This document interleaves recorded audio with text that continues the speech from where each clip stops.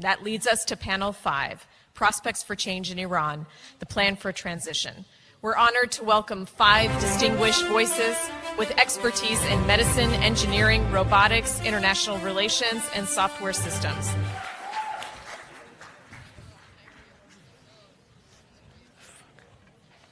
On the June 20th, 1981, Khomeini ordered the IRGC to open fire on a peaceful rally of 500,000 supporters of the democratic opposition MEK in Tehran. That day, the mullah's regime lost the very last vestiges of the political legitimacy it had.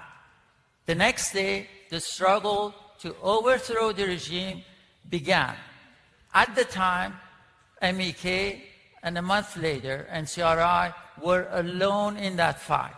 It took decades for many inside Iran and around the globe to realize that the only path forward to bring a free Iran, peace to the region, and a world devoid of terrorism fostered by Islamic fundamentalism is through a regime change in Iran.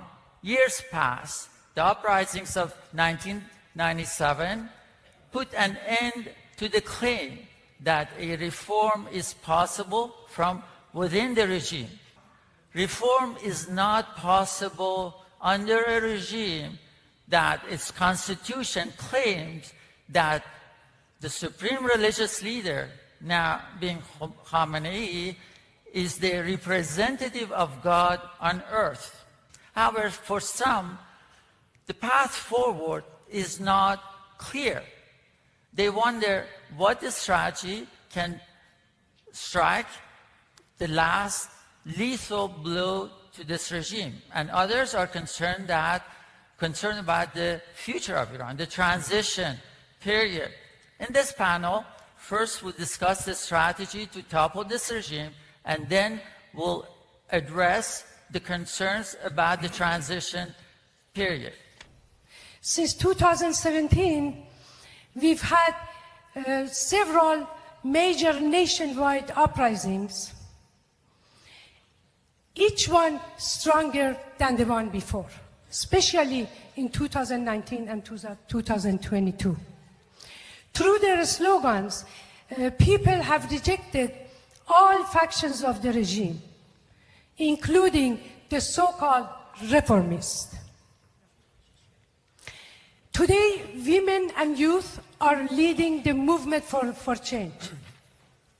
Just within the last year, there has been more than 3,000 protests by 16 sectors of the society, which means that the society as a whole is ready for real change. But of course, just social unrest and the uprising will not be able to bring the regime down. We need leadership and organization, but that leadership and organization exist. Mariam Rajavi, the National Council of Resistance of Iran, the NCRI, and the MEK organization.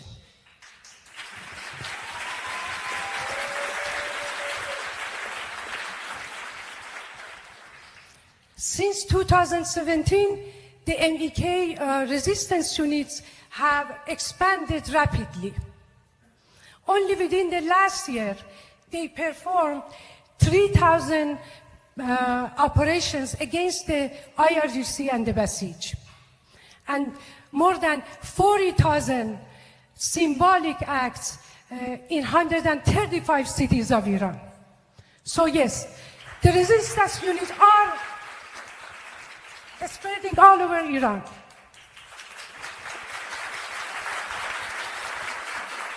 So as you can see, we have, a regime that has been extremely weakened. Iranian people are reaching a breaking point. And yes, the leadership and organization exist. That's why I think, yes, the regime change is real and within reach.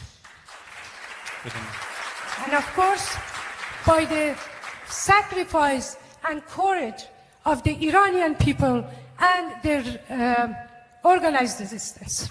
This path is tough, very tough, but it's not impossible. They have endured unimaginable hardship, risking their lives just for the chance to fulfill their dreams. And yet, like me, they hold to that same belief. Mi tavan va bayad.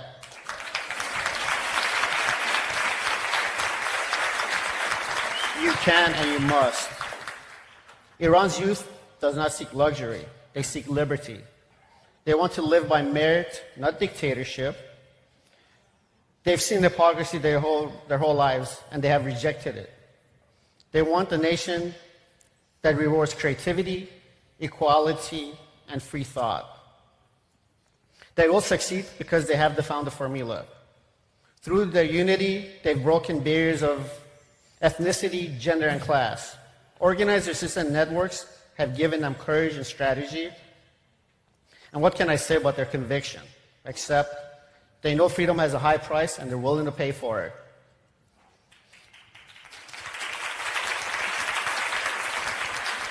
Like in science, when all the right conditions exist, the outcome is inevitable.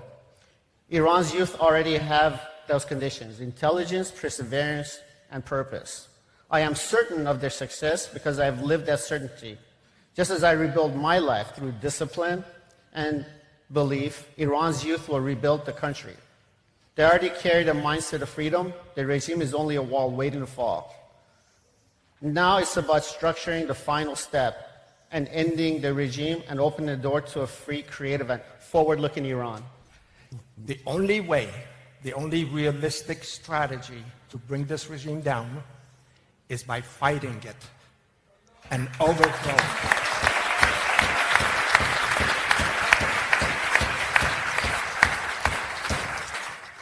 When the government in power allows you to go to the voting polls, that's how you change. When they don't, the only way possible is to fight. You have to be willing to fight the very forces, the IRGC, the Basij, and there's like 17, 18 different organizations, each controlling some aspect of life in Iran. You have to fight those, you have to defeat those. This is the only way you can bring about change. And that is, the Iranian people have shown in the last 47 years, they're willing to pay that price. They're willing to risk their lives. They're willing to be arrested, tortured, executed, their families tortured. So now I want to go back to the question again. How do you fight this regime? Massive nationwide uprisings by the people of Iran who are fed up with the current situation, but with the added ingredient now, as it was mentioned earlier, we have the resistance units. For over a decade now, these resistance units were created and trained by the MEK, the very force that the regime is so scared of. And over the past decade, they've grown in numbers, they've grown in sophistication of the activities that they do. It started by just perhaps writing a slogan on the wall. Now in broad daylight, they get on their motorcycles and their cars holding the leaders, pictures of the leaders, Masoud Rajavi and Maryam Rajavi, and driving in the streets of Iran. That is the confidence. You put these two together, this is how you bring this regime down. Willing to sacrifice, willing to pay the ultimate price for freedom and democracy. So this is a resistance that in 1979, after its founders were executed by the previous regime, the Shah's regime, they came out of the jail. They were less than 200 people. Less than 2 years, this resistance leadership mobilized over 500,000 demonstrations across Iran. And some of us are witnessing that. I'm an eyewitness of that. In 2002, some of the members are here. The resistance revealed the most secret part of regime's agenda, enrichment of the uranium. And since then, they have revealed over 130 secret projects of this regime, leading to the recent military action. The most famous one, a lot of youth now know it, the Natanz and Fordo. They were very first time revealed by this resistance. So That element shows the deep penetration, intelligence penetration of the resistance inside Iran. And its popular support, as you know, you cannot have that intelligence without a popular support inside Iran. The next, after Iraq war, the resistance changed the strategy and adapted itself to formation of the resistance units in Iran. And plenty have been said about the power of the resistance units, the impact on the youth, impact inside Iran. But on one element, again, as a biologist, as a scientist, I'll tell you, the regenerative power of the resistance units is unbelievable. Despite all the arrests, killing, tortures, and the fears, the resistance units are expanding exponentially. They're expanding in terms of their operation ability and in terms of their quality. A round of applause for resistance units.